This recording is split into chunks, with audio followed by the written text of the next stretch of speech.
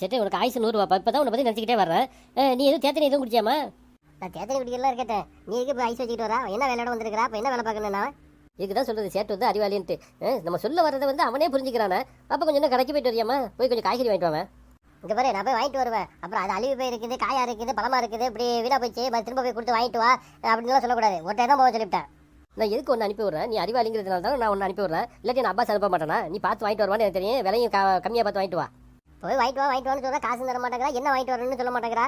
ஏன் அப்படி டார்ச்சர் பண்ணிட்டு இருக்கிறா? என்ன வாங்கிட்டு வரணும் உனக்கு? வாழைக்காய் 2 வாங்கிட்டு வந்தேன்டாக்கா தாளிச்சா போடலாம். அவரைக்காய் வாங்கிட்டு ஒரு 1/2 கிலோ அவரைக்காய் வாங்கிட்டு ஒரு உருளைக்கிழங்கு 1 கிலோ உருளைக்கிழங்கு வாங்கிட்டு வந்துருங்க. எல்லாம் நல்லா காயாக பார்த்து வாங்கிட்டு வாமா. பைய எடுத்துகிட்டு போயிட்டு மறக்காம. அதுக்கு ஒரு 2 ரூபா 3 ரூபா காசு கேட்பானுங்க. அவ்வளோதானே, விடு, நான் போய் வாங்கிட்டு வரேன். இவன் இதுக்கு கடவாசல் நினைக்கிறான். எதுவும் தக்காளி ஆட்டையை போட்டுட்டு போகலான்னு நிற்கிறானா? நீ நம்ம பிள்ளைங்க திரு முடிச்சு நிற்கிறா. என்ன தக்காளி ஆட்டையை போட்டு போயிடலான்னு பார்க்குறியா? கடைக்காரன் வரதுக்கு முன்னாடி என்ன வந்து ஒரே நக்கலை பேசுறீங்களா தம்பி? இது ஏன் கடை? எது உன் கடையா? சொல்லவே இல்லை, சும்மா ஊரை சுற்றிக்கிட்டு இருக்கிறா அப்படின்ட்டு உங்கள் பாப்பா வந்து இந்த காய்கறி கடையை வச்சு கொடுத்துட்டாரா உனக்கு? நீங்கள் ரொம்ப ஓரவளை என்ன கலாய்க்க வேணா. இப்போ உனக்கு என்ன வேணும்? எதுக்கு வந்தா நீங்கள்? எதுக்கு ஒரு கடைக்கு காய்கறி வாங்க தான்? இப்போ என்ன காய் வேணும் உனக்கு? வாழை எப்படி? என்ன மாதிரி கடை வச்சுக்கிட்டு வாழை இல்லைனாக்கா அதுக்கு தகுதி இல்லாட்டி வந்து பிச்சை எடுத்து வாழை. அதே என்கிட்ட வந்து கேட்டுட்டு இருக்கிறா வாழை எப்படின்ட்டு. எது நான் பிச்சை எடுத்து வாழணுமா? ஒழுங்கு மாதிரியே பேச விட்டு பல்லையெல்லாம் தட்டிடுவேன் பார்த்துக்க. வாழைக்காய் எப்படின்னு கேட்டேன். வாழைக்காய் என்ன பொண்ணு பார்க்க வந்திருக்கிறா? வாழைக்காய் எப்படின்னு கேட்குறா. வாழைக்காயெல்லாம் நல்ல காய் தான். உனக்கு எத்தனை காய் வேணும்? ஒரு 2 காய் கொடு. வேற என்ன வேணும்?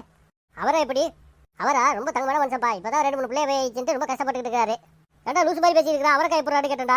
நீ அப்படிலாம் கேட்கணும். வந்தியாண்டாக்கா அவரைக்காய் ஒரு 1/2 கிலோ கூட, வாழைக்காய் 2 கூட கேட்கணும். அதை விட்டுட்டு ஏதோ பொண்ணு பார்க்க வந்த இடத்துல விசாரிக்கிறா விசாரிக்கிறா.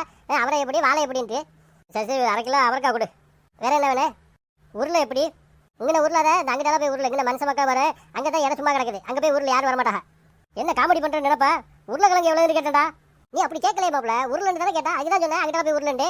உருளைக்கிழங்கு தானே வேணும். உனக்கு எத்தனை கிலோ வேணும்? ஆனால் ரொம்ப கிருத்தம் முடிச்சு அலையிறடா நீ. என்னைக்கு மாட்டுவான்னு தெரியல. ஒரு நாளைக்கு என்கிட்ட மாட்டுவா, அப்போ வச்சுக்கிறேன் உனக்கு. அல்ல சார், நாங்கள் டிவி சேனலில் வந்துருக்கோம். உங்களோட பேட்டி எடுக்கலாமா?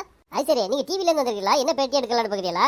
நான் பொதுவாக வந்து யாருக்கும் பேட்டியெல்லாம் கொடுக்கவே கிடையாது. நீங்கள் ஒரு பிரியப்பட்டு என்ன கேட்கறதுனால உங்களுக்கு பேட்டி தரேன். கேளுங்க. எதுக்கு சார் நீங்கள் வந்து காய்கறி வாங்குறதுக்கு வந்து இந்த ஸ்கூல் பேக் எடுத்துகிட்டு வந்துருக்கீங்க? நம்ம படித்தவங்கள இப்படி காய்கறி வாங்கிட்டு போனால் ரோட்டில் போகிற வந்து ஒரு மாதிரியா பார்ப்போம் நம்மளா. அது இந்த ஸ்கூல் பேக்குள்ள வச்சு கொண்டு போனால் ஒரு டீசெண்டாக இருக்கும்ல. அதுக்காக இந்த ஸ்கூல் பேக் எடுத்துகிட்டு வந்தேன்.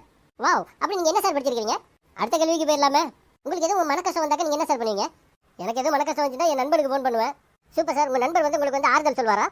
அந்த நாய்க்கு ஆறுதல் சொல்கிற அளவுக்கு அறிவு கிடையாது. நம்ம ஏதாவது ஃபோன் பண்ணி கஷ்டத்தை சொல்லலாம்னு பார்த்தோம்னாக்கா அவன் கஷ்டத்தை சொல்லி நம்மள்ட்ட அழுவான் பாருங்க. அதை கேட்டால் நம்மளுக்கு ஆறுதலாக இருக்கு. அவ்வளோதான்.